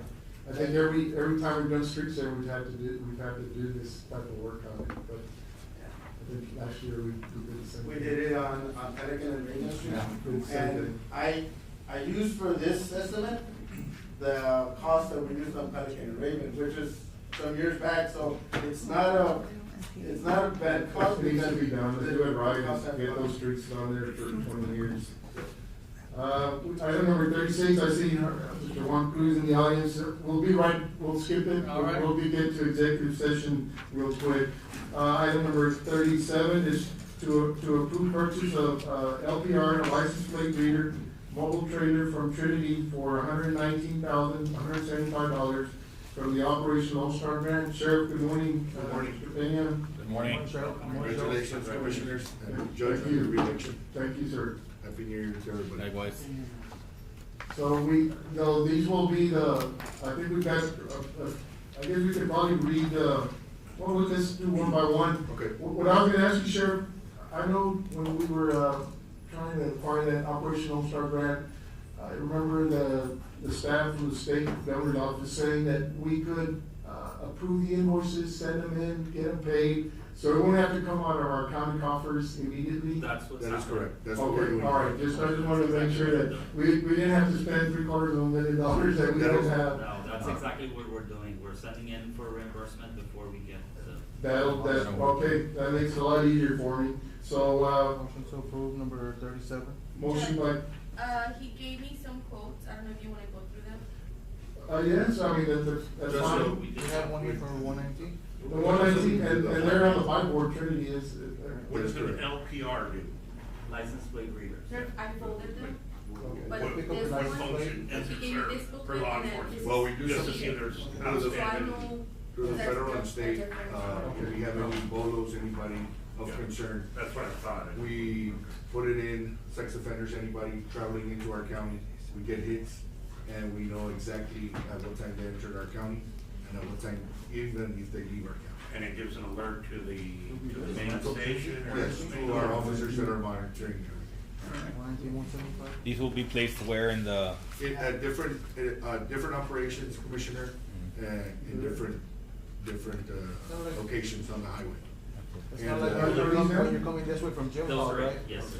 Will it notify us of outstanding warrants on registered vehicles? Yes, warrants, with, border patrol, no human smugglers, stolen vehicles, If anybody's, where's the camera that's recording us? Pay your tickets if you have any. the amber alerts and the silver alerts for elderly people as well. Okay. We can do all that All right. with state, local, and federal agencies. Okay. Okay, so I got a motion? Yeah, motion. Motion by Commissioner Solis, seconded by Commissioner Morales. And of course, this will be submitted for reimbursement and we'll do the purchase. All those in favor say aye. Aye. Motion carries. So, yeah, as being, part of the governor's initiative, I think as we see, we're acquiring some good equipment that, normally we would never be able to afford. That is Yes. correct. Item number 38 is to approve purchase of another LPR license plate reader on a solar pole mounted camera from Treasury for $77,118 as part of the Operation Lone Star grant. Same This process? is, this is as well, this is to use in the back roads for property owners and ranchers, that where we're seeing an increase on damaged property. So we Motion to can approve. get hits Motion on by that. Commissioner Solis, I'll second. seconded by Commissioner Garza. Any discussion? All those in favor say aye. Aye. Motion carries. And how many of those cameras are there, the solar pole? We're gonna get 30 of those. 30, okay. And, yeah, very well. Item number 39 is to approve the purchase of 9 Ford F-150 patrol units from Salesby Ford Incorporated, 1211 US Highway 96 North, Salesby, Texas, for a total of $473,264 from Operation Lone Star grant. Salesby is on the backboard. Yes, We made sure that. we purchased vehicles in the past, so I saw that, and that makes it, a lot simpler as far as, our procurement. Yes. That is correct. Motion to approve 9 Ford F-150 patrol units. How long would it take for you to get? We are in the process right now, they're in the building phase right now. So as soon as we get them in, then we pay them off. Motion by Commissioner Solis, very good, seconded by Commissioner Morales. All those in favor say aye. Aye. Motion carries.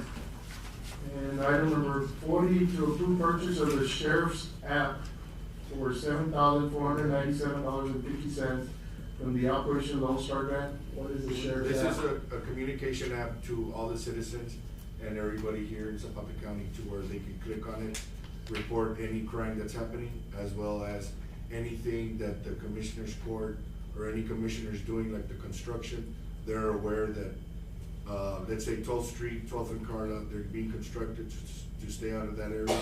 That alert will come up on their So phone. it's like the Amber Alert? It's an informational app that gets everybody on the same page throughout the But county. the users don't have to pay for it? No, sir. It's a free app. That's the name of it, it's called the Sheriff's App, that's the name. And it's, news out of your office, Judge. You just send us the news and we post it out there to where everybody can read, along with yourself. Motion to approve number 40. It's a one-time cost. Yes. Motion by Commissioner Solis, is there a second? I'll second it. Second by Commissioner Garza. Any discussion? All those in favor say aye. Aye. Motion carried.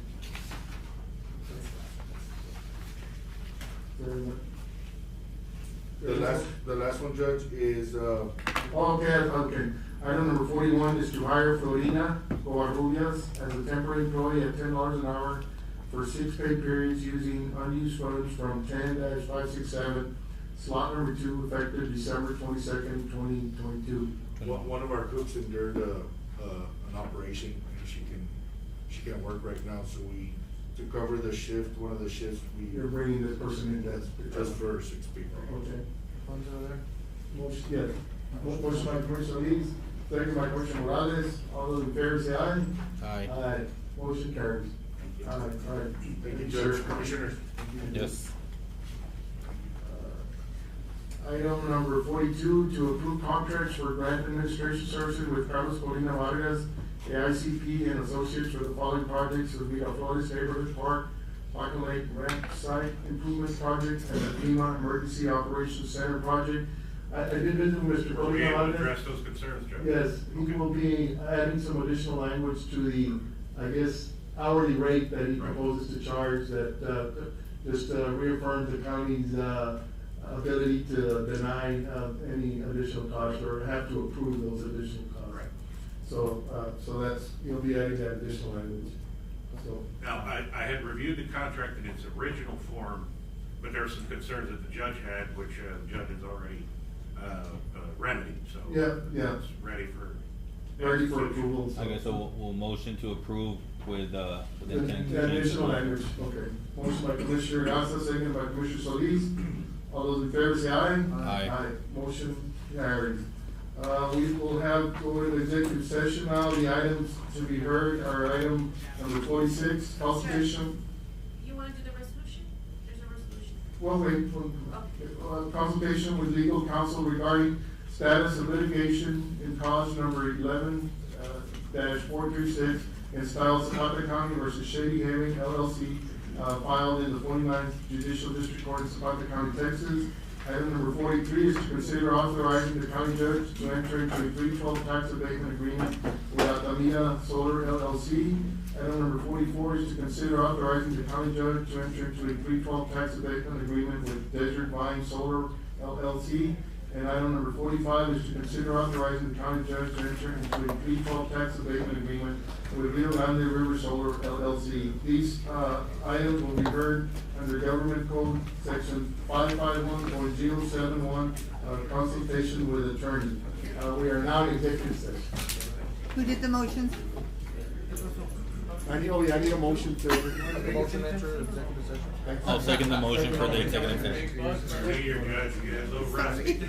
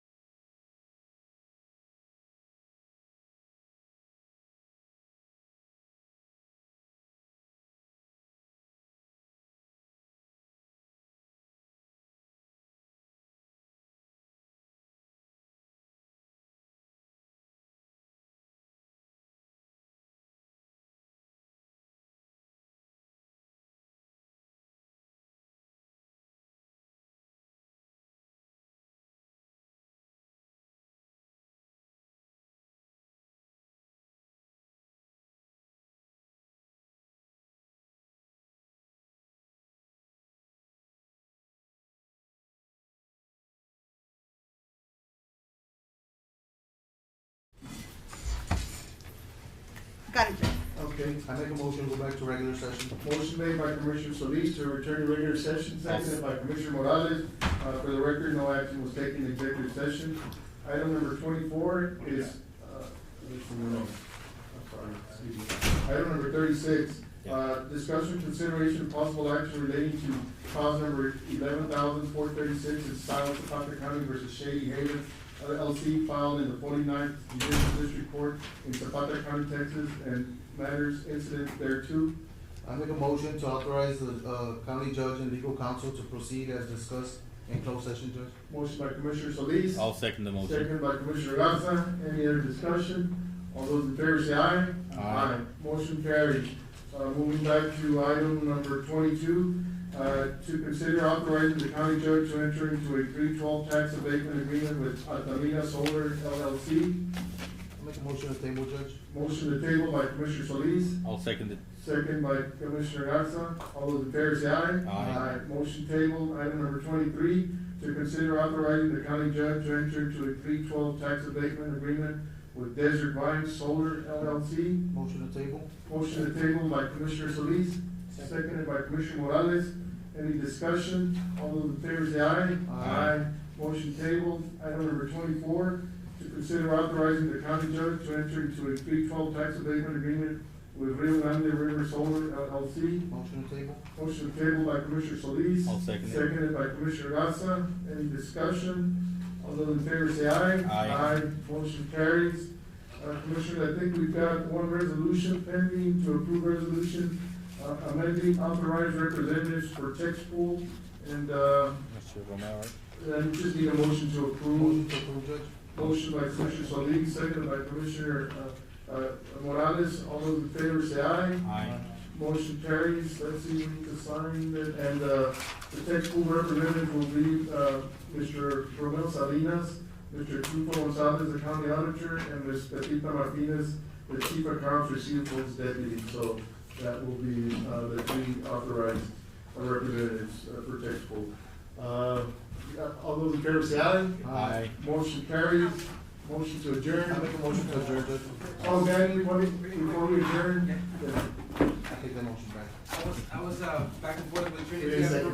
with Trinity Apparatus, which is the guys, the company that you guys approved. Yes. So we were able to bring down a total discount savings, including the shipping and an additional 2,000 per unit, a total of 4,750 per unit, which is a total of 9,500 that he took off. So that brings it to a grand total of $189,458 for the 2 units. Awesome job. All right? Yes, sir. Motion to adjourn, is there a second? Second. Second by Commissioner Morales. We are now adjourned. Thank you. Commissioner, be safe on your travels, on your train to College Station. Yes. That's the resolution. Okay.